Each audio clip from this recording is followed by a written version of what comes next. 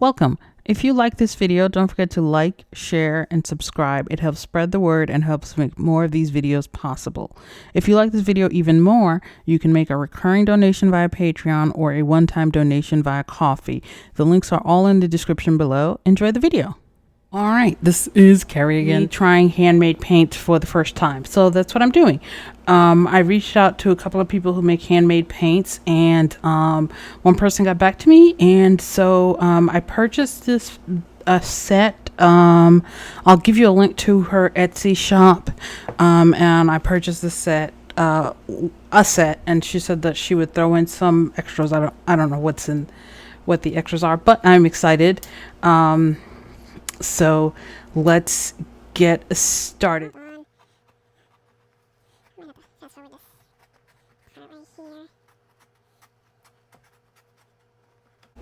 Alright, here we go. Okay. Ooh. Alright. Paper is always better than plastic or anything else for the packaging inside. Oh, is this paper? What is this? What? Okay, there's stuff in here. Okay, hold on. This looks really cool. Okay, this is definitely more than what I bought. And I think this is the one that I got. Okay. And I think, oh wow, this is a lot of extras. Oh wow, this is so amazing. All right, I'm gonna pause for a minute because this is a lot of extras. I'm so glad that she included this. Her name is Christina, and she has an Instagram page. And I'll also link to her Instagram page. I'll link to her Instagram page and her Etsy page. And she does a lot of really wonderful and amazing small format pieces. And she makes these travel palettes from her handmade paints. And they're come in all sorts of various sizes and shapes, and so this is, I think, the one that I purchased, and this is an extra. It's a huge extra, so I will include a link, and this is just a lovely thank you note from her. She's really nice. So there's that. All right, so let's all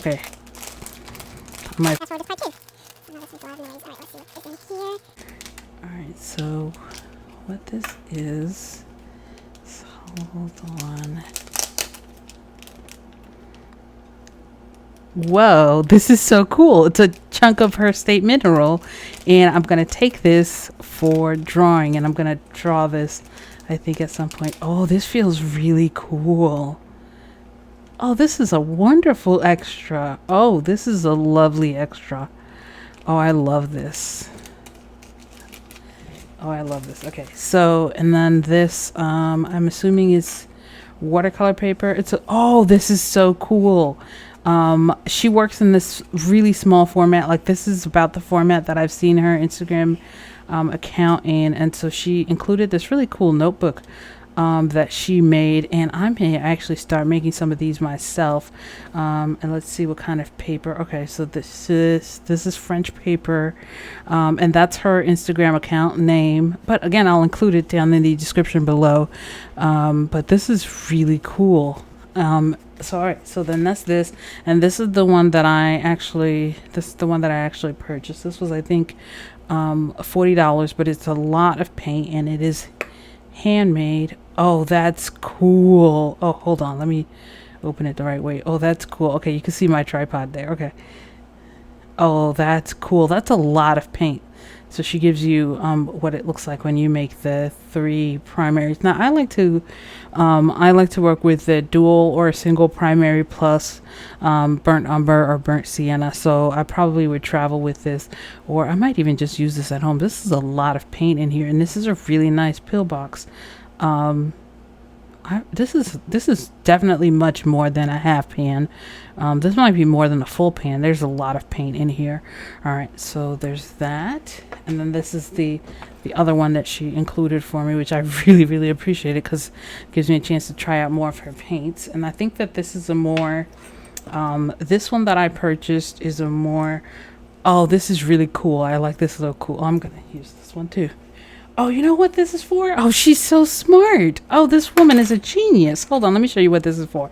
This is for, you can clip this here so that when you're painting and you're using heavy washes, you don't have water going all over the place. So he's a genius. All right. Put this here. Put this here on the side.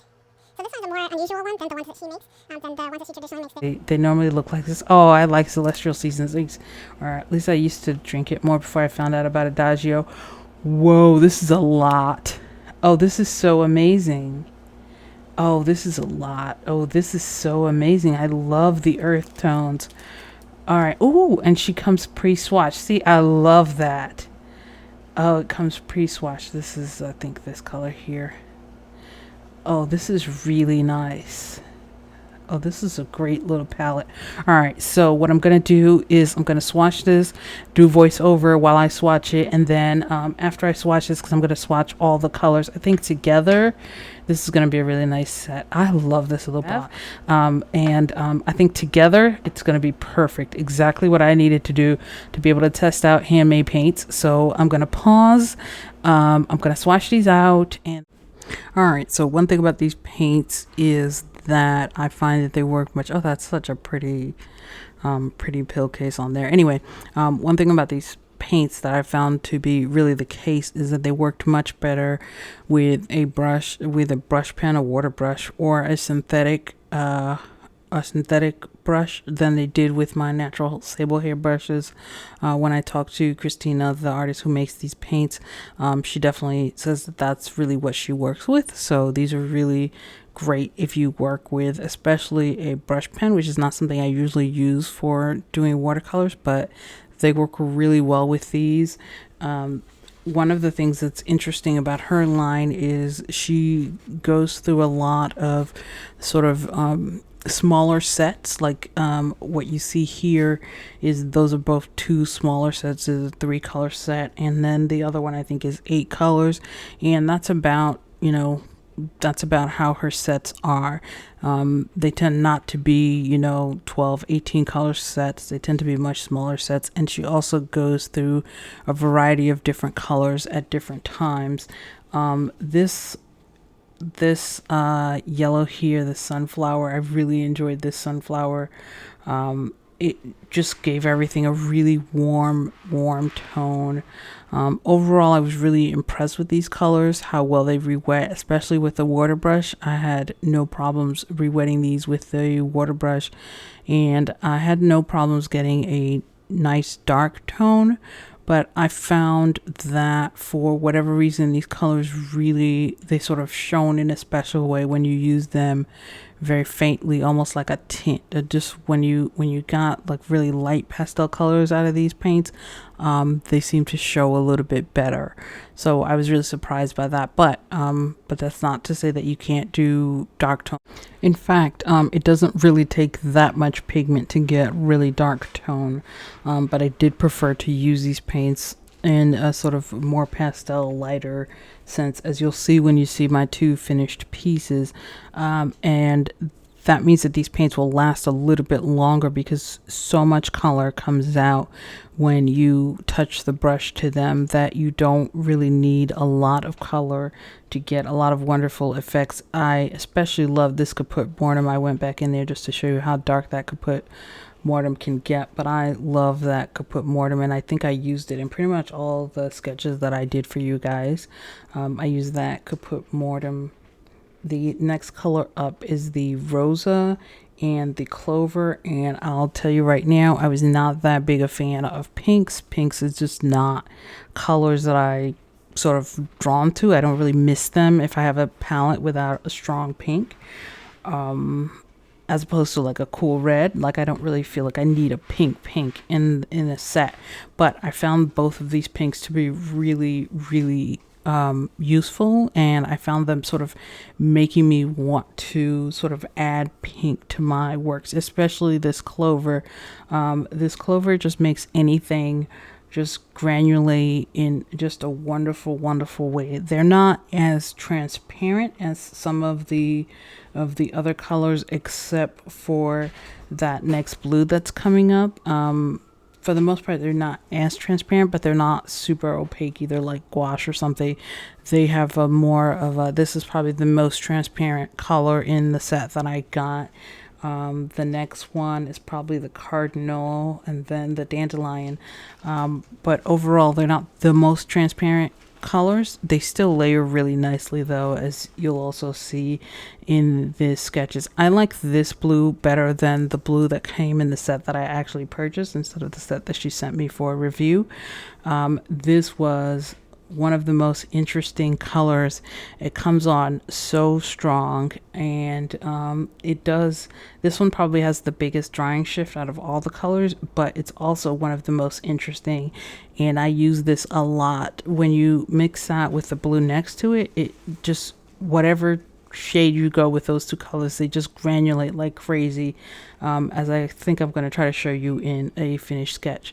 So there's that for the swatching, and then I just want to show you all the colors together, everything together, the ones that I purchased and the ones that she sent me. As I said, she does tend to do smaller sets. However, I think that she does a great job of picking colors that go really well together.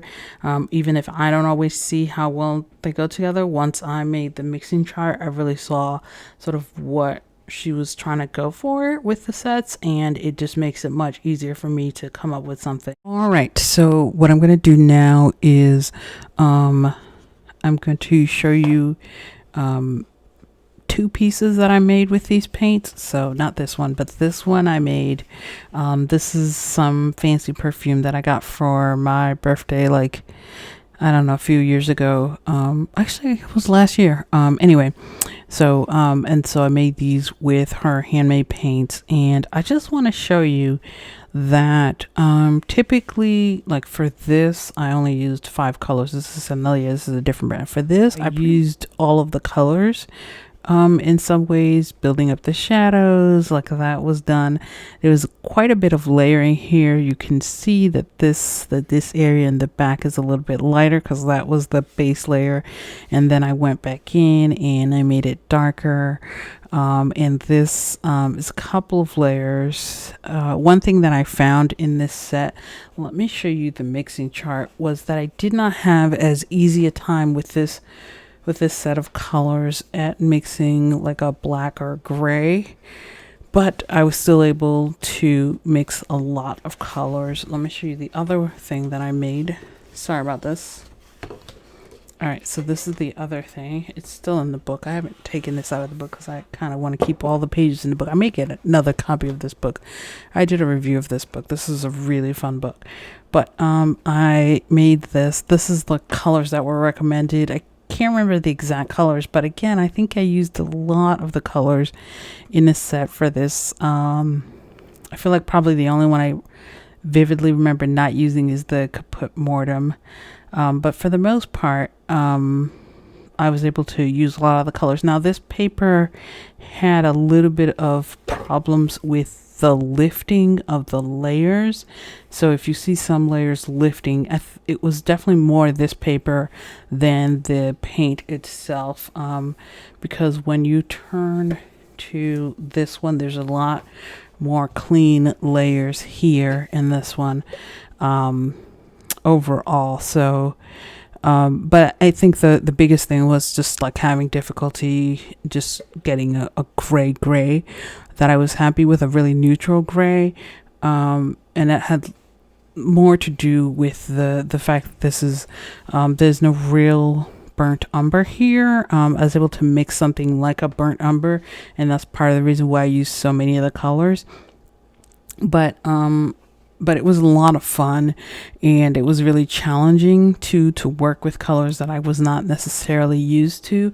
Oh, and I want to show you the leaves too, because I didn't use this leaf. Now, I made a painting of San Junipero, and I had set it aside to use for this review, and then I couldn't find it, and I was like, you know what, it's going to take me too long to look for it. And I just decided that I wanted to have this up. But I just want to show you the green here. I did not use the green on its own as much as I used it mixing it with the green and the darker blue. That's mainly how I use the green here, but I just want to show you the variety of subjects that you are able to produce with this set. And like I said, a lot of her sets are not necessarily colors that you would typically put together, but that work together nonetheless. So that's what I like about her sets, and they're all really, like, you know, like a little bit challenging for somebody like me who's used to working with a dual primary plus brown, and I'm used to working with, you know, something like a 24 color set. This is, hold on, let me show you. This is, you know, an example of something that I typically would take out. So this is what I'm used to work. This is like my light travel set. So this is what I'm used to working with. So going from something like this with all these options to something that's a little bit more limited is challenging, but it's also a lot of fun. Let me show you now the mixing chart. This is just a mixing chart. Now this only shows 2 color mixes and doesn't show some of the 3 color mixes. It also doesn't show it at different levels of dilution, but there's a couple of things that I want to bring your attention to. There's a lot of interesting varieties, and actually let me show you some of the texture things. And one of the things I really liked about this, I think the leaf color, just the granulation. If you can see the granulation on that leaf, look at that. Look at the way that does. And there's a wonderful granulation throughout these 2 colors. Now this mixing chart didn't really show what those 2 colors together do, but you can see a little bit of it here. They just granulate so wonderfully, and they just create this special texture. So I love that about these colors. Overall, for having been my very first handmade watercolor paints, I was really impressed with them.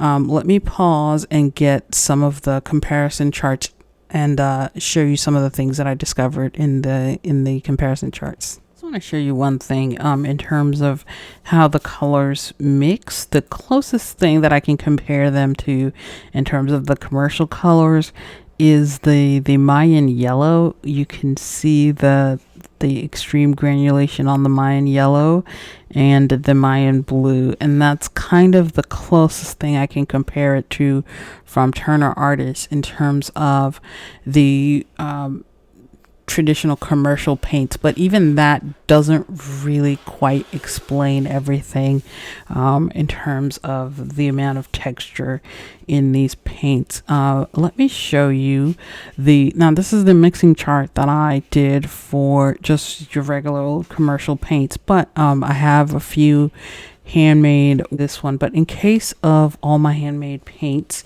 I have found overall, and I don't know if that's just the way that I'm using them because I'm new to them, or if that's something that is characteristic, but they all seem to have a slightly higher opacity. I don't know if you can see the line, a slightly higher opacity than I would expect from traditional watercolor paints for certain colors, especially the yellows. I'm used to a much more transparent yellow, but that's not necessarily a bad thing. It's just something to keep in mind as you're working, to be mindful. Like some colors really just blow everything out of the water, as you can see from the finished page that I showed you. It's very easy to layer, but you do have to be mindful of the most opaque colors in this case, because like I said, she changes the colors that she has around a lot. In the case of the sets that I have, the 2 most probably opaque color was this green and this blue here. That was something that I had to be mindful of as I was doing my layering and what colors I used and where in the layers I used the colors. But like I said, you're still able to layer and do whatever you need to do. So that's something to keep in mind. in terms of these paints, but you can see that if you want to create a traditional triad, that's totally possible. There wasn't really a true warm red. This was the closest I could get to a warm red, and even there I wasn't that happy with it, so I mixed this color with this color to get a more traditional warm red, and then I mixed that to get a vibrant orange. So you're able to get your vibrant oranges, your vibrant greens, and your vibrant purples fairly easily. I don't show see if you can see some of the other ones. I tried to show as close as I can get to a neutral gray, but I wasn't really able to do it other than mixing the three primers together, which is not typically how I like to mix my grays. I like to use a blue and a brown. That's how I like to mix my grays. But if you want to, it's totally possible to do it by mixing the three primaries together, as she did in this set here. If you can see the center, but even that is not. It's not the kind of gray that I want. If you can see hers, the one that she mixed, and I did like the fact that they came pre-mixed with the sets for you. So overall, even though this is my first handmade watercolor paints review, I really appreciate her for sending. It's a little weird because I gotta remember to press this in and then let go. Okay. And I really appreciate her for sending me out these paints for review, especially since, I wasn't expecting to get so many hands. I was actually just, I was assuming that I was going to get the three colors that I paid for and some dot cards. That's honestly all I was expecting. So I really appreciate her kindness. And I definitely recommend that you check out her channel. My advice, having so many of her colors, is definitely trust her judgment and get one of her prefab sets. If that's the way that you want to go in, because she does a really good job of putting these colors together. I said that I think repeatedly, but I think that's one of the most standout things about her line, is not only the quality of the paints themselves, but the way in which she pairs them together, almost like a wine pairing. Just does a really good job of getting colors together. Even if you don't think that they work together, they totally work together just fine and make for some interesting palettes. So overall, I definitely recommend this, especially having tried some other handmade watercolor paints now. I definitely recommend this as a great brand to try. As a great maker to try for your very first set of handmade watercolor paints, because they're very well done. And the other thing that you can't see here, but you might be able to see in the very first and the original unboxing, is just how full the half pans were, overflowing almost, which is great because that's fine. And that is also really nice to get you as much paint as possible. So I really appreciate that about her paints as well. I definitely recommend these as your first or your second or your third set of handmade watercolor paints, but I really like these, and I really appreciate having had these be my first handmade watercolor paints. So what I'm gonna do is I'm keeping this set. This is going to be mine, and I'm keeping this, but I will be giving, this is the set that I paid $40 for. I will be giving this away to a patron over on Patreon, and what I'm gonna do is every 3 months, people at the $10 level get a package. So somebody's gonna get this in their Christmas package. I think that's probably what's gonna happen. There's a package going out in December, and somebody's going to receive this in their December package, somebody at the $10 level.